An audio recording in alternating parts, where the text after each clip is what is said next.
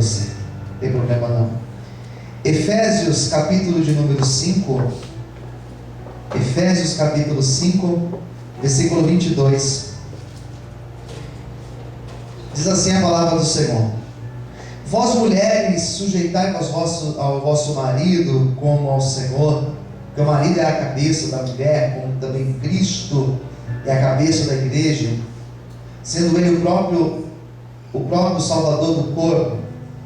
De sorte que assim como a igreja está sujeita a Cristo, assim também as mulheres sejam em tudo sujeitas ao seu marido. Vós maridos, amai vossa mulher, como também Cristo amou a igreja, e a si mesmo se entregou por ela, para santificar, purificando-a com a lavagem da água pela palavra, para apresentar a si mesmo igreja gloriosa, sem mácula, sem ruga, nem coisa semelhante, mas santa e irrepreensível. Assim deve os maridos amar a sua própria mulher como ao seu próprio corpo. Quem ama a sua mulher ama-se a si mesmo. Porque nunca ninguém aborreceu a sua própria carne, antes alimenta e sustenta, como também o Senhor a igreja. Porque somos membros do seu corpo. Por isso deixará o homem seu pai, sua mãe, e se unirá a sua mulher, e serão dois numa carne. Grande é este mistério. Digo, porém, a respeito de Cristo e da igreja.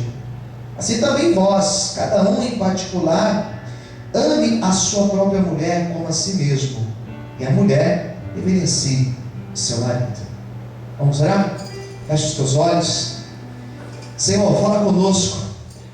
Hoje nós estamos aqui nessa palestra voltada aos casais, um culto muito especial, último encontro do ano nesse propósito, nesse sentido. E a minha oração, Senhor, na noite de hoje, é que o Senhor possa falar conosco, nos dar da tua unção, da tua graça, que o Senhor possa tocar em cada coração aqui presente.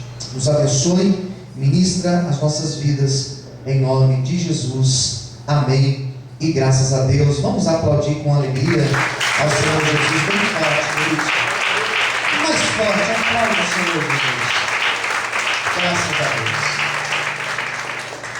Bom, como geralmente faço para preparar a palavra voltada para o nosso encontro de casais, geralmente eu uso alguma obra, leio alguma coisa, preparo um estudo, algo mais específico, né? Claro, estamos no encontro de casais. Isso daqui é o 6º e último do ano. Estamos fazendo um mês sim, outro não. E para esse mês de novembro, eu preparei uma mensagem que ela está baseada numa obra. Eu gosto de usar um escritor norte-americano chamado Gary Chapman. Eu já usei vários livros dele, entre eles 2 eu recomendo, que são as 4 estações do casamento. As 4 estações é um livro maravilhoso.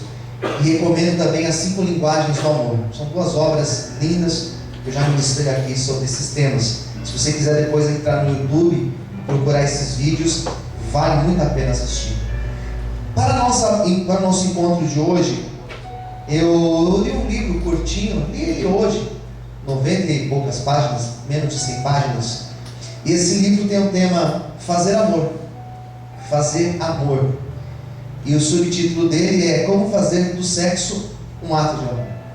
Então é um livro, uma obra muito bonita. Está dividido em capítulos, em 8 capítulos. O primeiro capítulo fala Amor e Sexo, uma combinação perfeita. Capítulo 2, Fazer Amor requer paciência. Capítulo 3, Como oferecer, mas nunca exigir. O amor é mais do que o sentimento. Capítulo 4. Capítulo 5, a linguagem do amor mais eficiente. O capítulo 6 diz: o amor não faz sofrer. E o capítulo 7, o amor perdoa os erros do passado. E o 8º e último capítulo é: fazer amor é uma jornada para a vida inteira. Então eu li essa obra e, baseado nela, eu vou comentar um pouco para vocês essa noite.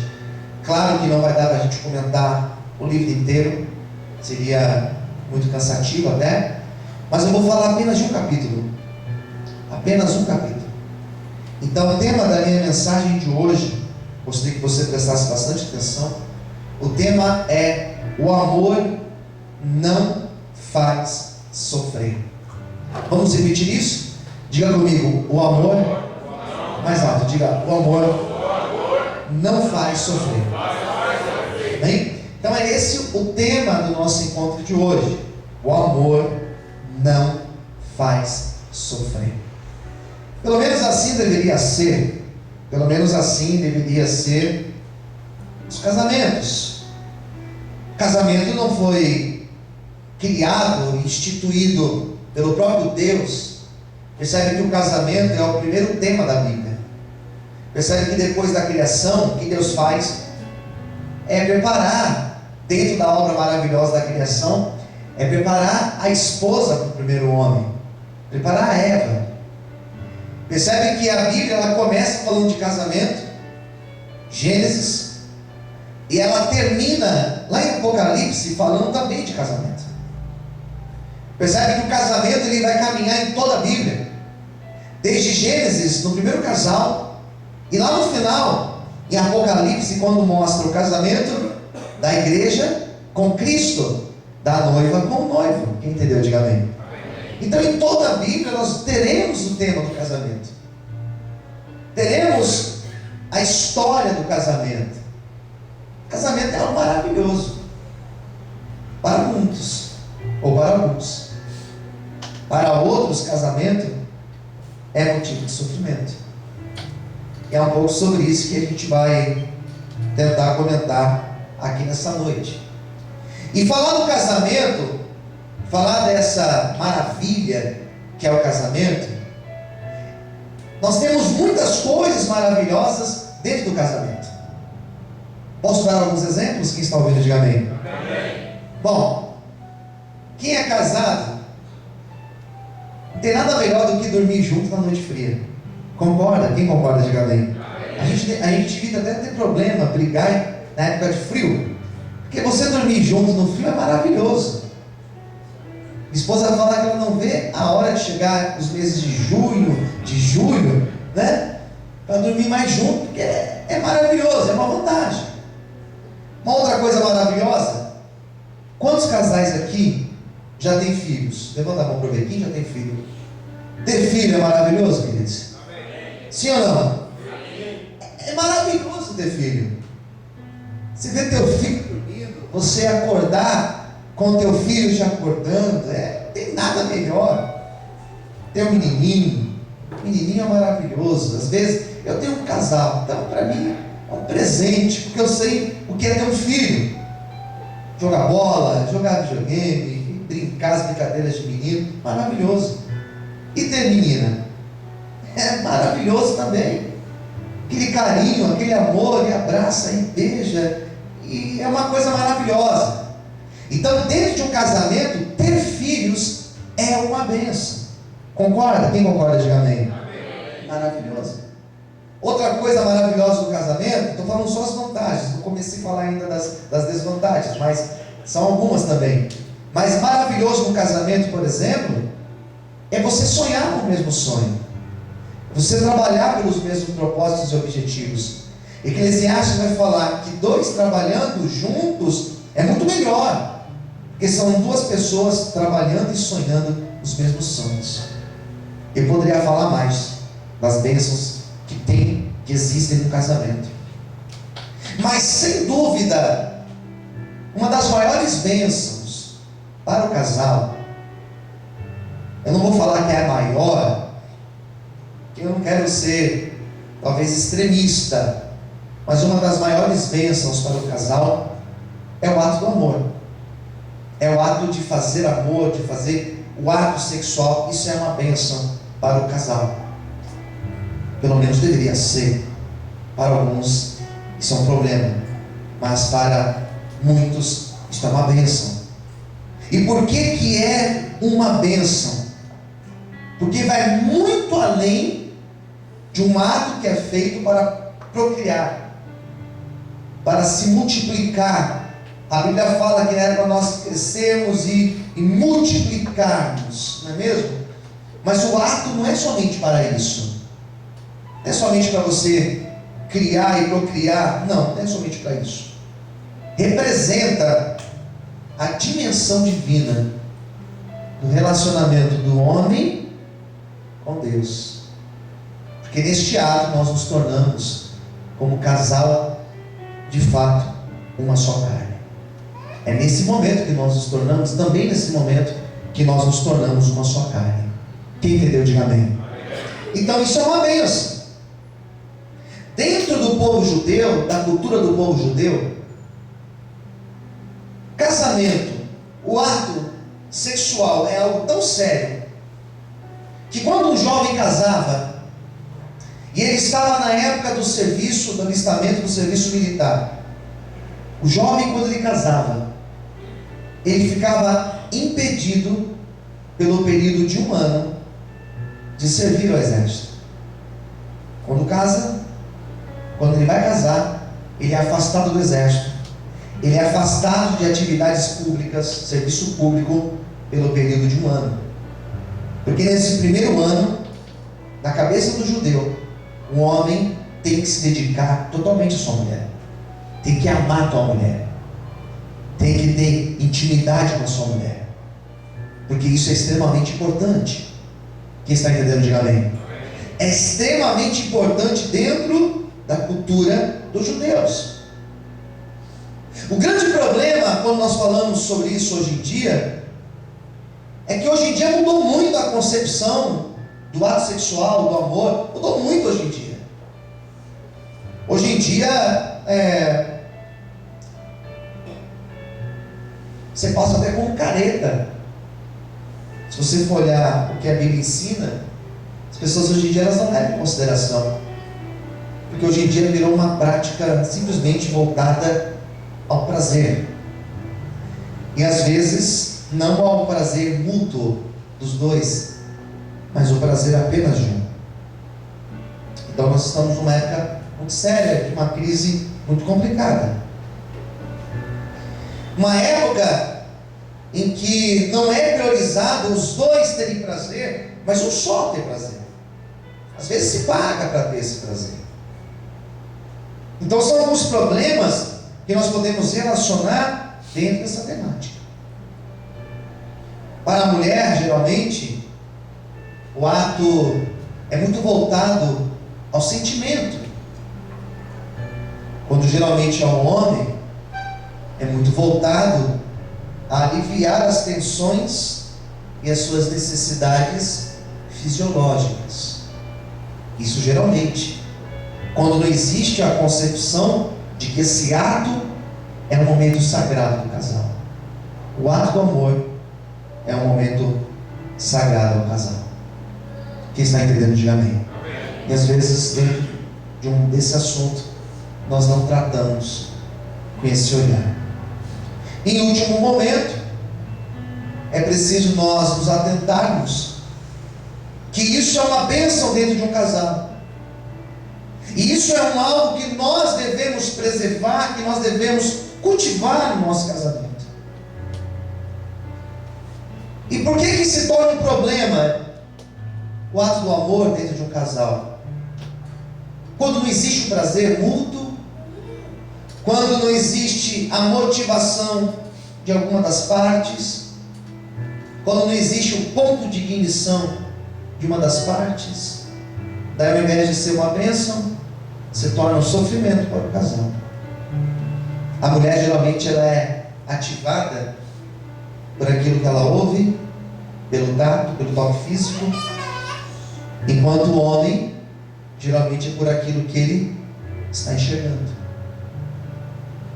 Então aí tem algumas coisas que podem surgir como problema, ou simplesmente pode atrapalhar uma relação casal. Dentro da ideia que eu separei para comentar com vocês hoje, dentro do tema, o amor não faz sofrer. Percebe que eu li um texto bíblico para vocês. Efésios, capítulo de número 5. sermos fiéis ao texto bíblico, não somente a obra que eu li, o que Efésios 5 está dizendo? Você sabe que algumas mulheres, elas têm um sério problema com Efésios 5. Porque Efésios 5, ele começa, não sei se você prestou atenção na nossa leitura que foi feita, mas Efésios 5, 22 começa dizendo assim, olha: vós mulheres, sujeitai aos vossos maridos como ao Senhor. Olha o 23, porque o marido é a cabeça da mulher. Quem entendeu, diga amém. Tem pessoas que, tem mulheres que têm sério problema com esse versículo. Espera aí, como assim? Meu marido é o cabeça? E quando nós começamos a pensar nessa ótica, vamos dizer, machista, nós vamos achar que como a cabeça é a parte mais alta do corpo, nós vamos achar que quem está por cima de tudo é o marido. Quem entendeu, diga amém. E que a mulher, o que significa se sujeitar? Aí que está o problema. Então a mulher tem que abaixar a cabeça e o marido pisar na mulher. Então a mulher tem que ser a serva do marido, a escrava do marido. Não é isso que o texto está dizendo. E percebe que não é um versículo isolado que nós pegamos, mas a ideia que está trabalhando aqui em Efésios 6, do 22 ao 33, é que o homem, ele tem a obrigação de amar sua mulher como ele ama a si mesmo. Posso ouvir um amém? Amém. Amar a tal ponto que eu quero o melhor para minha mulher. E eu lembro de uma aula de teologia que eu estava falando desse texto, e teve uma das irmãs que levantou a mão e falou assim, eu nem sei se ela é casada, mas ela levantou a mão e falou assim: pastor, que mulher não quer se sujeitar ao marido que é temente a Deus e que a ama com todo o seu coração? Que mulher que não quer estar junto com um marido desse? Quem entendeu, diga amém. Percebe que muda totalmente o texto. Percebe que nós deixamos de ler o texto com um olhar machista e começamos a entender que o desafio do homem é muito maior. Porque nós, como homem, temos a obrigação de amar a mulher da mesma maneira que Cristo amou a igreja. Olhe para sua esposa. Cadê os irmãos? Tem homem aí? Amém? Amém. Uma voz mais grossa. Tem homem aí? Amém. Tem uns caras que engrossam mais aí. Amém.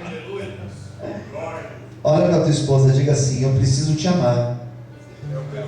Fala mais forte, diga assim: eu preciso te amar da mesma maneira que Cristo amou a igreja.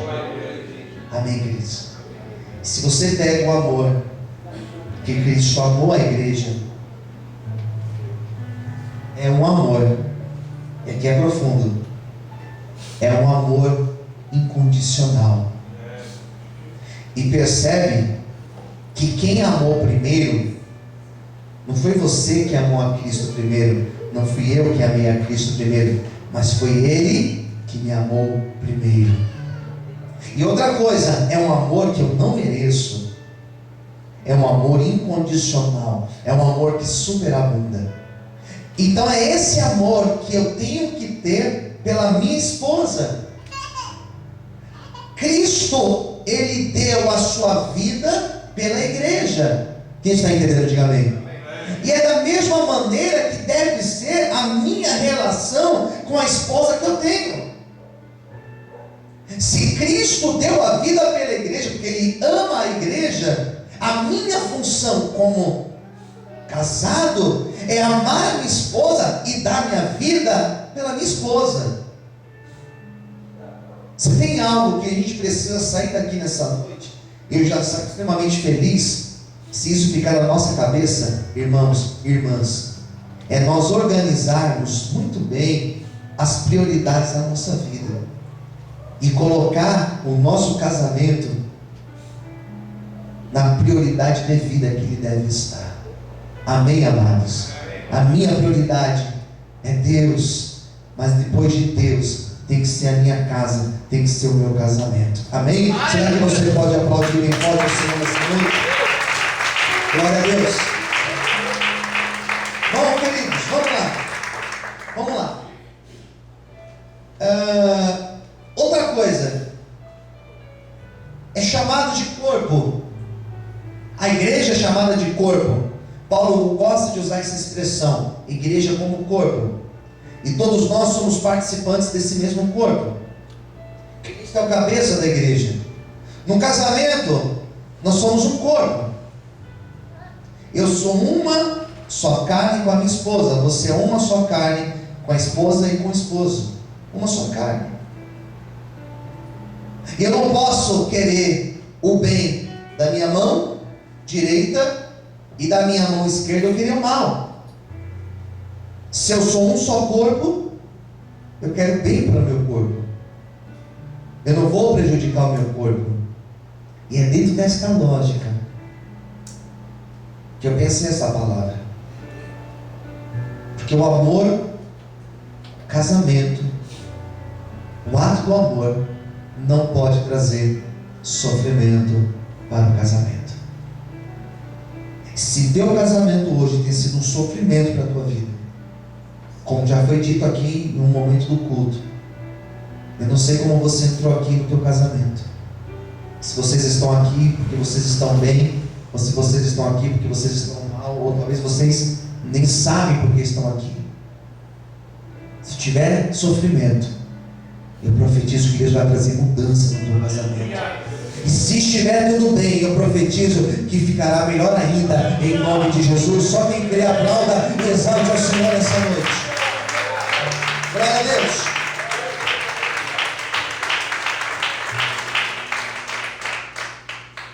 Três coisas podem trazer sofrimento para o casal. Quantas coisas eu disse? Três coisas. Vamos à primeira? Primeira coisa. Alguns casais que eu tenho encontrado, inclusive aqui na igreja, e às vezes não da igreja, que me procuram, são casais que passam por sofrimentos chamados sofrimentos emocionais. O que vem a ser um sofrimento emocional? Como que um casal passa por sofrimento emocional? São casais que geralmente, verbalmente, as palavras têm um poder muito grande. E às vezes as palavras do casamento, na relação, são palavras ásperas. Às vezes a mulher, às vezes o homem, tem uma metralhadora na boca. Quem concorda de amém? São palavras duras, palavras ácidas, palavras que são ásperas, palavras de acusação, palavras que sempre retornam ao passado, a coisas que aconteceram no passado, palavras de desânimo. Às vezes a pessoa, ela não consegue nem dar um passo a mais na vida, porque está casado com alguém que é o maior responsável ou a maior responsável para o fracasso do casamento.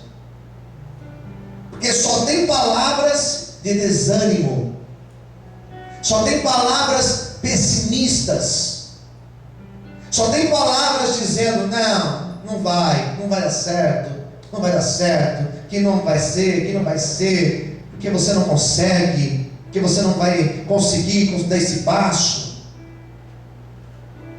Isso vai trazendo um trauma dentro do casamento.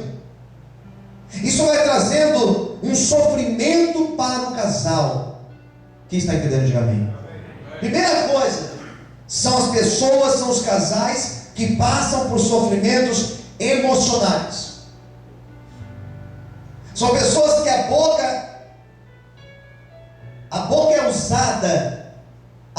usada para trazer morte para o próprio casamento. Dentro da epístola de Tiago vai falar que a nossa língua é um instrumento extremamente poderoso. Com a mesma boca você pode abençoar, e com a mesma boca você pode amaldiçoar. Conheço casais que amaldiçoam seus filhos todos os dias. Conheço casais que amaldiçoam o próprio salário. Quando recebe, pega o salário e fala: esse salário aqui não vai dar para nada. Conheço pessoas que elas mesmas lançam palavras de maldição para o teu casamento. Meu casamento é isso, meu casamento é aquilo. São pessoas que estão abrindo uma grande brecha para o adversário entrar e destruir o casamento.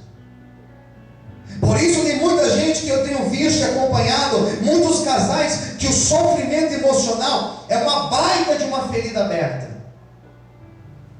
São pessoas que a alma está machucada, está ferida. São pessoas que o casamento não vai para frente porque o emocional não está curado. O emocional está abalado.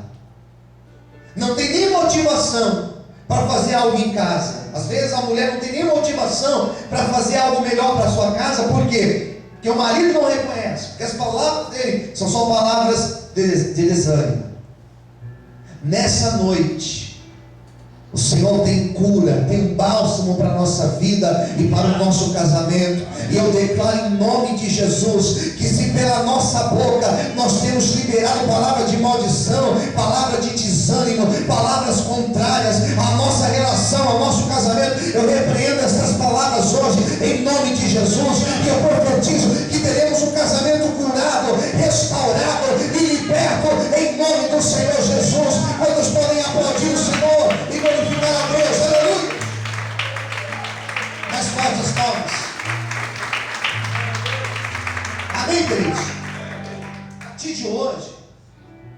partir de hoje, vamos fazer um propósito de ser os maiores incentivadores do nosso esposo, da nossa esposa. Quem entendeu, diga amém. Vamos fazer um propósito com Deus. Seremos os mais motivadores, os mais incentivadores. Vamos motivar. Vamos dar palavras de ânimo. Vamos dar palavra de vida. Quem está entendendo, diga amém. Não empresta a boca para o diabo, não. Você sabe que o casamento é uma coisa que a vigilância ela tem que ser constante. Se você perceber que você falou demais, seja humilde. Na relação do casal, às vezes falta humildade, irmãos. Às vezes nós reconhecemos no trabalho, nas amizades que nós erramos, e às vezes em casa nós não reconhecemos. Seja humilde. Reconheça, diga: me perdoe. A partir de hoje vamos fazer diferente. Pode ser que esse perdão não mude na hora, mas você já quebrou a barreira no mundo espiritual. Quem entendeu, diga amém. Então, o primeiro sofrimento são pessoas que sofrem por conta do emocional. O segundo sofrimento de um casal são casais que passam por sofrimentos físicos. Aqui é algo muito sério. Que quando a gente fala de sofrimento físico, nós falamos de agressão física. E na igreja nós encontramos isso. Já fiz atendimentos com vários tipos de casais. E eu já ouvi vários casais falando isso para mim. Pastor, porque minha esposa veio para cima e deu um tapa, me agrediu fisicamente. E a mulher é brava. A minha só não tem muito tamanho, mas é brava. Tem descendência portuguesa. Brava. Eu já vi casais que o marido é agressivo, que a mulher não pode fazer nada, que ele já agride.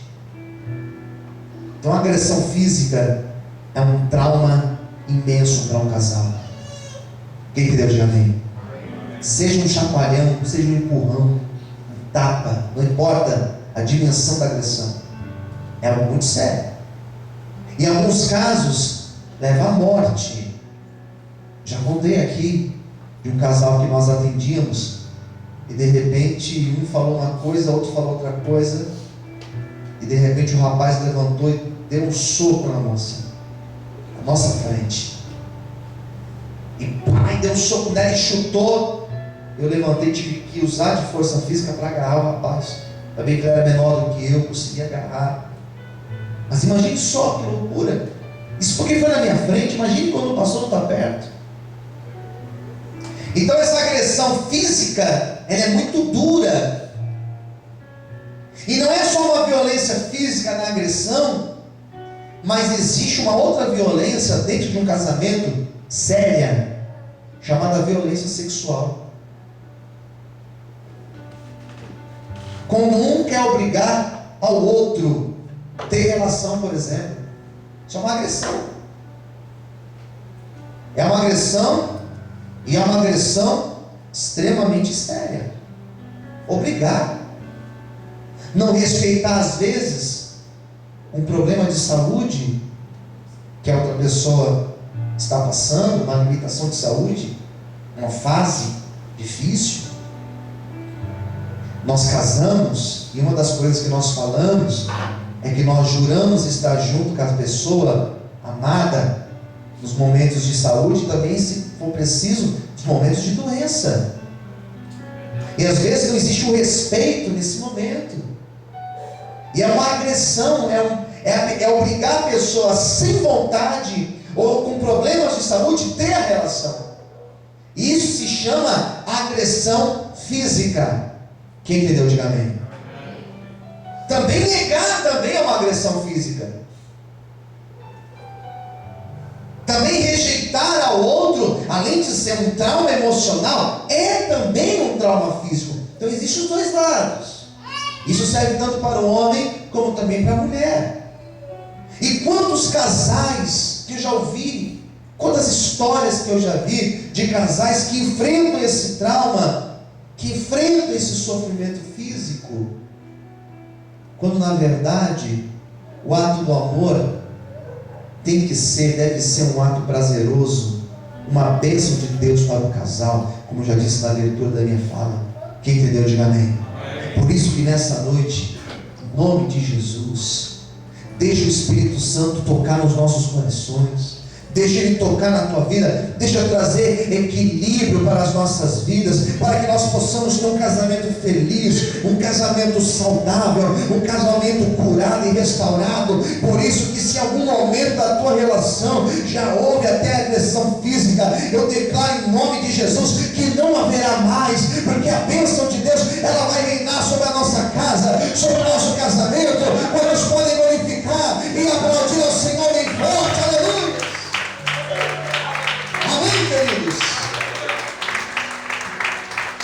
Glória a Deus. Posso ouvir um amém? Amém. Isso seja uma bênção para a tua esposa, seja uma bênção para o teu esposo.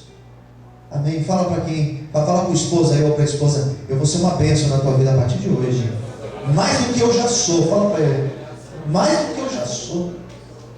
E a pessoa olha assim: vai, cara de pau mesmo. Vamos ser a partir de hoje mais do que nós já somos. E minha esposa fala assim: é impossível, você já é uma bênção. Ela fala cada declaração, preciso gravar, irmãos, fazer um vídeo para vocês verem. Terceiro e último lugar, falamos do sofrimento emocional, falamos do sofrimento físico. Em terceiro e último lugar, falamos também, queremos falar sobre o sofrimento espiritual. Existem casais que espiritualmente passam por grande sofrimento. Por exemplo, quando o casal não consegue perceber que o ato do amor, o ato sexual, é uma bênção para o casamento, e não consegue chegar no equilíbrio, e não consegue alcançar o prazer mútuo, e não consegue fazer com que o outro se sinta amado, isso traz um problema espiritual para o casamento. O problema espiritual, ele surge, por exemplo, quando um dos cônjuges se afasta de Deus. É sério isso. Porque quando você tem um casal que andava com Deus, e um se afasta, isso traz um problema seríssimo para dentro do casamento. Quem entendeu, diga amém. Traz crise para o casamento. Um diagnóstico que eu tenho, uma percepção minha, os casais que eu conheço, que são bem resolvidos com Deus, vou repetir, os casais que eu conheço, que são bem resolvidos com Deus, geralmente, eles conseguem resolver as suas crises, que todo casal passa por dificuldade, eles conseguem resolver com mais facilidade. Não é que não tem problema, quem entendeu, diga amém. Não é que não tem luta, mas eles resolvem com mais facilidade, porque conseguem perceber a realidade do mundo espiritual. Começa a perceber, por exemplo, que algumas coisas é preciso orar, é preciso vigiar. Então, se nós queremos ter um casamento sadio, se nós queremos ter um casamento, uma vida de amor, uma vida de prazer, sem sofrimento, parta desse princípio. Esteja bem com Deus, busca o Senhor. A própria Bíblia vai dizer, em outras passagens, por exemplo, que se eu busco o Senhor, todas as outras coisas na minha vida, elas serão acrescentadas. Então vamos traduzir esse texto: se eu busco a Deus, o meu casamento também será abençoado pelo Senhor. Por isso busque, e se precisar buscar sozinho, busque, vai buscando, vai orando, e o Senhor vai te honrar, e vai abençoar o teu casamento. Vamos podem aplaudir e exaltar ao Senhor nessa noite. Mais forte as palmas, aleluia. Amém, queridos? É isso que nós precisamos entender. O casamento, a aliança que nós fazemos com Deus, um dos textos que eu mais gosto de usar para celebrar casamento, não sei se algum casamento aqui eu usei esse texto, é o texto de Eclesiastes, que diz que o cordão de 3 dobras não se rompe com facilidade. Por que 3 dobras? 3 dobras. Por quê? Eu, a minha esposa e o próprio Deus. Fala, segura assim na mão do esposo, diga assim: é eu, você e Deus. Amém? Tem que ser assim a partir de hoje. É eu, a minha esposa e Deus. E as crises nós venceremos com a ajuda de Deus. Sofrimento emocional, sofrimento físico, sofrimento espiritual. Qual que é o pior, pastor? Não tem pior. Os 3 destroem o casamento. Vou concluir minha pregação agora com 4 ideias, só para concluir minha fala. Primeiro, faça do teu casamento, a partir de hoje, a tua prioridade. Se você quer ser uma vida feliz, você só vai conseguir isso se o teu casamento for feliz. Você pode ser bem sucedido profissionalmente, financeiramente, bons amigos, boa influência, não importa. Se o teu casamento for mal, você será uma pessoa infeliz. Então dedique ao seu casamento o seu melhor. Tua vida com Deus, Deus acima de todas as coisas. Nós aprendemos isso na nossa primeira catequese. Deus acima de tudo. Amar a Deus com todas as nossas forças. Sim. Mas o nosso casamento não pode estar lá embaixo. Nosso casamento tem que ser prioridade na nossa vida. Entre amizades, entre fulanos, entre passeios, entre lazer, entre trabalho, entre qualquer coisa. Não, o meu casamento tem que ser prioridade. Porque não adianta eu ser bem sucedido aqui e meu casamento viver uma droga. Nosso casamento tem que ter prioridade na nossa vida. Amém? Se você concorda, aplauda e exalte o Senhor nessa noite. Glória a Deus. Segunda coisa, para você manter a saúde no seu casamento, tenha sempre comunicação e sensibilidade. Comunicação e sensibilidade na tua relação. O que é comunicação? Converse. E converse sobre tudo. Converse de tudo com a tua esposa. Converse de tudo com o teu esposo. Converse. Até sobre a vida sexual. Até sobre o amor. Converse. O que pode melhorar? O que eu posso fazer para melhorar? Converse. Exponha. Eu acho que isso daqui não pode ser assim. Tenha diálogo no casamento. Casamento tem que ter diálogo. Ah, pastor, está chovendo no molhado. Eu vou falar isso em todos os encontros de casais. Casamento tem que ter comunicação. Tem que ter diálogo. Não dê brecha. Converse. Sensibilidade. O que é sensibilidade? Perceba quando o esposo não está bem, quando a esposa não está bem. Perceba quando ele está triste, quando ela está triste. Tenha sensibilidade, tenha sentimento verdadeiro, e você vai ter um casamento feliz e abençoado em nome de Jesus. Amém. Quem entendeu, diga amém. Amém. Terceira coisa, casamento e a união sexual de um casal é algo sagrado, é algo abençoado por Deus. Uma vez eu ouvi um casal falando que todas as vezes, antes de ter relação sexual, eles oravam. Falei, Jesus.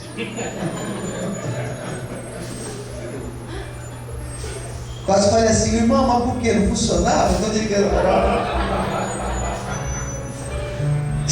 Orar para Jesus ressuscitar? O que era? Eu não entendia. Faz tempo que eu ouvi isso. Sempre tive essa dúvida, né? Depois eu comecei a entender. Porque o casamento é algo abençoado por Deus. A hora do amor é a hora abençoada do casal. E é uma pena quando isso é uma hora de sofrimento, de tristeza, de se sentir usado, usada. É triste isso. Por isso, ore, consagre o teu casamento a Deus. E tenha, nesse momento do amor, da relação, tenha como algo, um momento que Deus vai estar ali abençoando vocês. Quem entendeu, diga amém. Eu já vi gente falar assim, pastor, então quer dizer que Deus vai estar ali comigo? Eu vou ficar com vergonha, eu não vou querer fazer com o pastor. Como que eu vou fazer? Pô, Deus está vendo. Na verdade, Deus vê tudo. Quem entendeu, diga amém. Deus vê tudo.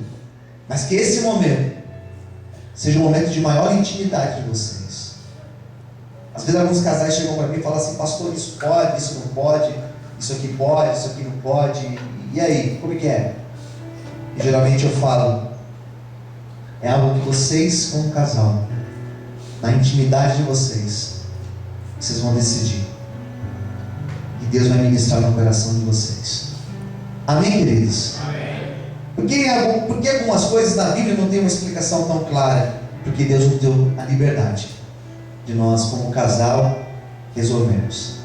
Quarto e último conselho, e aqui eu encerro a minha pregação de hoje. Um casamento bem sucedido, ele necessita de atitudes, de palavras e de ações de ambos os lados. Palavras, ou melhor, atitudes, palavras e ações de ambos os lados. Às vezes falamos que nós amamos, mas nós não demonstramos que nós amamos. Às vezes nós falamos que nós queremos o bem para o outro, e às vezes nós não demonstramos isso com a nossa atitude. A minha oração é que tanto as palavras quanto as atitudes, as ações, possam andar em conjunto. Que nós possamos falar o quanto nós amamos, mas que também nós possamos demonstrar o quanto nós amamos. E o meu desejo é que nós possamos ter um casamento, não de sofrimento, mas um casamento feliz e abençoado para a glória de Deus. Se você deseja isso, aplauda o Senhor e glorifica a Deus. Que o Senhor te abençoe, que o Senhor te abençoe e abençoe o casamento. E que essa palavra permaneça no nosso coração. Vamos orar, queridos? Vamos ficar em pé? Segure na mão da esposa ou do esposo. Se você está aqui sozinho, você vai orar pela esposa ou pelo esposo. Vamos fazer uma oração diferente? Vamos ficar de frente? Segure nas duas mãos assim. Isso. Oração. Essa oração ela é extremamente importante, porque é uma oração que você vai orar pela esposa, pelo esposo, e você vai orar por você também. E você vai nesse momento, eu acho que é importante você nesse momento lembrar os problemas que vocês têm enfrentado. Talvez até na vida sexual vocês tenham enfrentado problemas, talvez financeiro, talvez problemas com educação dos filhos. São tantos problemas que o casal passa. São tantos problemas que nós passamos que, sei lá. É importante você orar agora. Uma oração muito especial. Nessa oração, eu só peço para você incluir nessa oração a seguinte expressão: Senhor, que a nossa vida sexual, que o nosso momento de amor seja um momento extremamente feliz e abençoado por Ti. Que nós possamos ter esse equilíbrio, Senhor, em nome de Jesus. Vamos orar. A pastora vai começar a oração, depois eu vou concluir, em nome de Jesus. Senhor Deus e Pai, no nome de Jesus, Senhor, oramos porque nós sabemos que tudo aquilo que nós necessitamos vem de Ti. Depois de ouvirmos, Pai, esta ministração, esta palavra, queremos, ó Deus, fazer uma auto-reflexão e reconhecer as nossas falhas, as nossas limitações, tudo aquilo que nós temos errado, tudo aquilo que nós podemos fazer diferente, aquilo que nós necessitamos mudar, aquilo que nós necessitamos reconhecer, pedir perdão, aquilo que nós necessitamos ser transformados por Ti. Porque muitas coisas nós já reconhecemos anteriormente, mas são coisas que com a nossa própria força nós não conseguimos mudar. E nestas coisas nós necessitamos ser transformadas pelo Senhor. E nesta noite, Deus, eu quero pedir para que o Senhor entre em cada coração, em cada vida, em cada casal aqui presente. Para que entre, Pai, o manifestar do Senhor, do Teu Santo Espírito para nos transformar. Espírito Santo de Deus que nos constrange, que nos ensina, que nos transforma.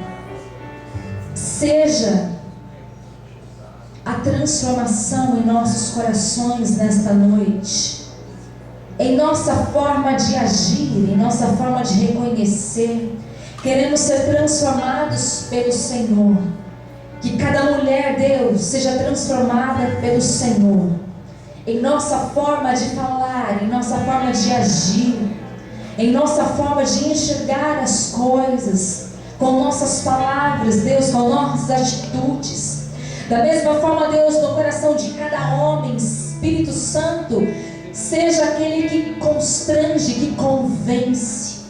Das palavras, Senhor, que feriram os corações, que feriram o coração da sua esposa, as atitudes, Senhor, tão duras, as atitudes, Deus, de tomar um posicionamento como homem sendo cabeça, um posicionamento em que sufocou a sua mulher até hoje. Senhor, não é esta leitura que a Tua palavra nos ensina, Deus, mas em nome de Jesus, que o Teu Espírito Santo traga esta transformação sobre o coração de cada homem, Pai, para que haja, Deus, o equilíbrio, para que haja, Senhor, a maturidade, para que haja, Deus, a bênção do Senhor em nossas vidas, em nossas relações. E tudo aquilo, Deus, que os Teus filhos estavam sendo roubados por falhas, Senhor, de ambas as partes, que nesta noite os nossos olhos, eles enxergam, Senhor, a visão do Teu reino, a visão da Tua vontade para os nossos casamentos. Senhor, que toda falta de visão, que toda mentira, Senhor, de Satanás, que ela seja desfeita na autoridade que é no nome de Jesus. E que nós possamos, ó Deus, enxergar a Tua verdade em nosso casamento.